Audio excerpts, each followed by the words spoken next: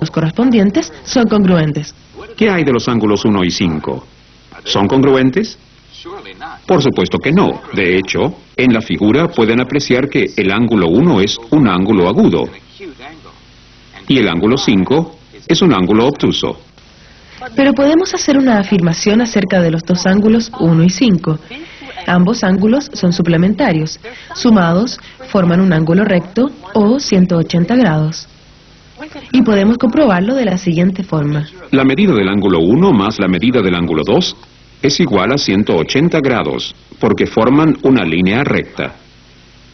Pero el ángulo 5 es exactamente del mismo tamaño que el ángulo 2 porque son ángulos alternos interiores. Así que podemos poner el ángulo 5 dentro de la primera ecuación en lugar del ángulo 2. Tal como los ángulos 1 y 5 son suplementarios, los ángulos 2 y 6 son suplementarios. En resumen, podemos afirmar que cuando dos líneas paralelas son cortadas por una transversal, los ángulos interiores del mismo lado de la transversal son suplementarios. Bien, el siguiente ejercicio nos ayudará a repasar lo que hemos aprendido acerca de las líneas paralelas. Dado que las líneas L y M son paralelas, supongan que sabemos que el ángulo 1 mide 50 grados. ¿Pueden calcular la medida de todos los demás ángulos que aparecen en la figura? Presionen la pausa de vuestro video si necesitan tiempo para averiguar las respuestas. El ángulo 6 tiene 50 grados, porque los ángulos 1 y 6 son ángulos alternos internos de líneas paralelas. Eso los hace congruentes. Los ángulos 3 y 8 también tienen 50 grados cada uno, porque ambos son ángulos opuestos por el vértice a ángulos de 50 grados.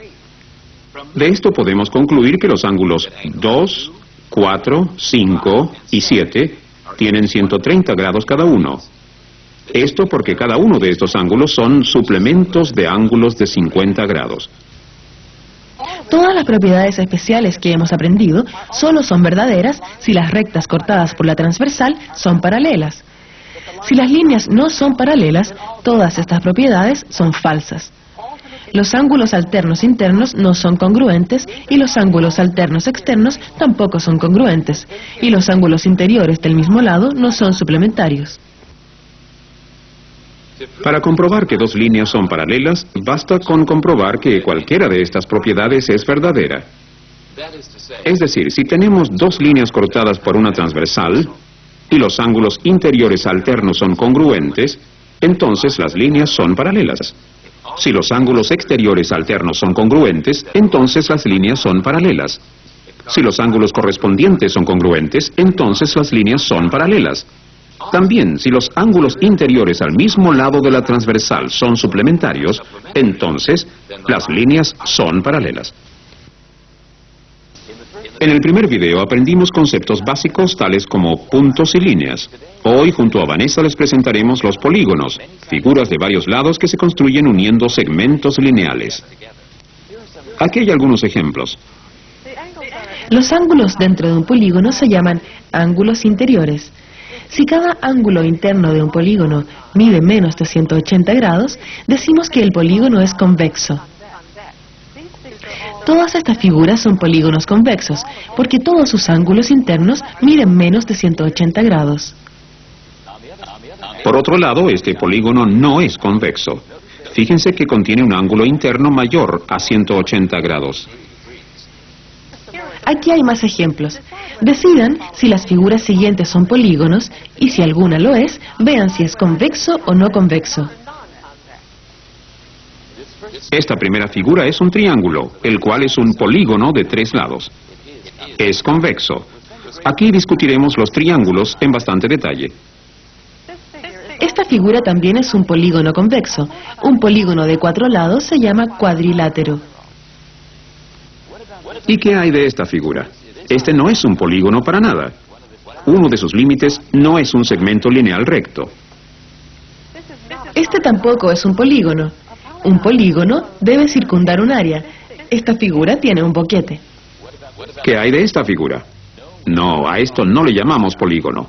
De hecho, estos son dos triángulos. Por lo tanto, aquí tenemos dos polígonos en vez de uno. Esta figura es un polígono de 5 lados. Un polígono de 5 lados se llama pentágono. Y este pentágono es un polígono convexo, ya que todos sus ángulos miden menos de 180 grados. Ustedes habrán oído hablar del famoso edificio gubernamental en Washington llamado Pentágono. Se llama Pentágono porque tiene esta forma. El edificio tiene 5 lados. ¿Qué hay de esta figura? También tiene 5 lados y es un polígono, pero este no es convexo. Fíjense que uno de los ángulos interiores es mayor que 180 grados. A futuro, cuando hablemos de polígonos, generalmente nos estaremos refiriendo a polígonos convexos. Generalmente utilizamos letras mayúsculas para identificar las puntas de las esquinas de un polígono. Dichas puntas tienen un nombre especial. Cada una es un vértice del polígono. ¿Pueden identificar cada vértice en este polígono? La respuesta es A, B, C, D, E y F. Cada uno de estos 6 puntos es un vértice de nuestro polígono. El plural de vértice es vértices, así que podemos decir que los vértices de polígono son A, B, C, D, E y F. Los lados del polígono son los segmentos lineales AB, BC, CD, DE, EF y FA. Y los ángulos interiores se identifican por medio de 1, 2, 3, 4, 5 y 6. Una de las formas de clasificar distintos tipos de polígonos es por el número de lados. Ya hemos descrito los triángulos, cuadriláteros y pentágonos. También podrán encontrarse con nombres tales como el hexágono con 6 lados, el octágono con 8 lados y el decágono con 10 lados. Los polígonos que veremos durante la mayor parte de este curso son el triángulo y el cuadrilátero. Aquí hay algunas definiciones más acerca de los polígonos. Decimos que un polígono es equilátero cuando todos los lados del polígono tienen el mismo largo. Decimos que un polígono es equiangular cuando todos los ángulos del polígono miden lo mismo. Fíjense que estos dos conceptos, equilátero y equiangular, no son dependientes entre ellos. Este es un ejemplo de un polígono equilátero que no es equiangular. Este es un cuadrilátero. Todos sus lados son iguales, pero los ángulos no son iguales. Esta figura se llama rombo. Y aquí hay otro cuadrilátero. Este tiene todos sus ángulos iguales y son ángulos rectos. Pero los lados no son iguales. Por lo tanto, a este rectángulo lo llamamos equiangular, pero no es equilátero. Un polígono que es equilátero y equiangular se llama polígono regular. Por ejemplo, un cuadrado es un polígono regular. Todos sus lados son iguales y todos sus ángulos son iguales entre ellos. Los 4 ángulos son ángulos rectos. Aquí hay más ejemplos de polígonos regulares. En este triángulo y en este pentágono, los lados son iguales y los ángulos son iguales. Ahora examinaremos los triángulos mucho más detalladamente. Un triángulo es un polígono con solo 3 lados. Primero veamos los nombres dados a los triángulos de distintas formas. Podemos clasificar triángulos diferentes por los tamaños relativos de los lados o por los tamaños de los ángulos del triángulo. Ahora veremos nombres de distintos triángulos de acuerdo a los largos de sus lados. Si todos los lados de un triángulo tienen largos distintos, el triángulo se llama escaleno. Si 2 de los lados son del mismo largo, el triángulo se llama isósceles. Tal como llamamos ángulos congruentes a los ángulos de igual medida, llamamos lados congruentes a los lados del mismo largo. Así que podemos decir que un triángulo isósceles es un triángulo con 2 lados congruentes. El tercer lado se llama la base.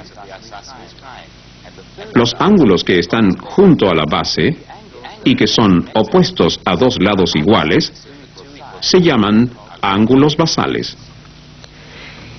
Y si los 3 lados son congruentes, a este triángulo le llamamos equilátero. En resumen, estas 3 formas se llaman escaleno, isósceles y equilátero. Otra forma de clasificar distintos tipos de triángulos es por la medida de sus ángulos. Recuerden que a un ángulo le llamamos agudo si su medida es menor a 90 grados, lo llamamos recto si mide exactamente 90 grados y lo llamamos obtuso si mide más de 90 grados. Si los tres ángulos del triángulo son agudos, entonces le llamamos triángulo acutángulo. Si uno de los ángulos es obtuso, entonces le llamamos triángulo obtusángulo. Y si uno de los ángulos es recto, entonces le llamamos triángulo rectángulo. El lado opuesto al ángulo recto se llama hipotenusa y los otros dos lados se llaman catetos. Aquí hay algunos ejemplos. ¿Qué pueden decir acerca de este triángulo?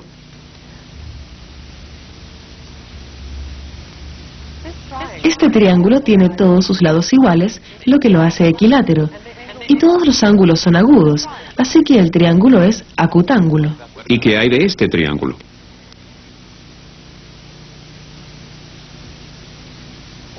Bueno, uno de sus ángulos es recto, lo que lo hace un triángulo rectángulo. Y ya que dos de sus lados son iguales, el triángulo es isósceles. Estos son sus catetos, y aquí está la hipotenusa. Aquí hay otro ejemplo. ¿Qué pueden decir acerca de este triángulo?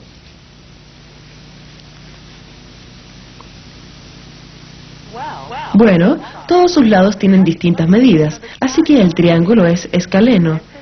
Y ya que hay un ángulo obtuso, este triángulo también se clasifica como triángulo obtusángulo. He aquí un hecho muy interesante e importante acerca de los triángulos. La suma de las medidas de los tres ángulos de cualquier triángulo es exactamente 180 grados. Veamos un ejemplo. Miren este triángulo. Le sacamos dos de los ángulos y luego ubicamos estos dos pedazos junto al tercer ángulo de nuestro triángulo. Fíjense que los tres ángulos forman una línea recta, lo que son 180 grados. ¿Tienen deseos de detener vuestro video e intentarlo solos? Tomen una hoja de papel, dibujen un triángulo y recórtenlo. Luego, sáquenle dos de los ángulos de las esquinas y alinéenlos con el ángulo restante. Verán que los tres ángulos juntos suman una línea recta. Podríamos hacer el mismo experimento para cualquier triángulo y siempre funcionará. ¿Esto comprueba acaso que la suma de las medidas de los ángulos de un triángulo es siempre igual a 180 grados? Eso depende de lo que quieras decir con la palabra comprobar. En el estudio de la lógica hay dos métodos que la gente utiliza para comprobar cosas. Un método se llama inducción y otro se llama deducción.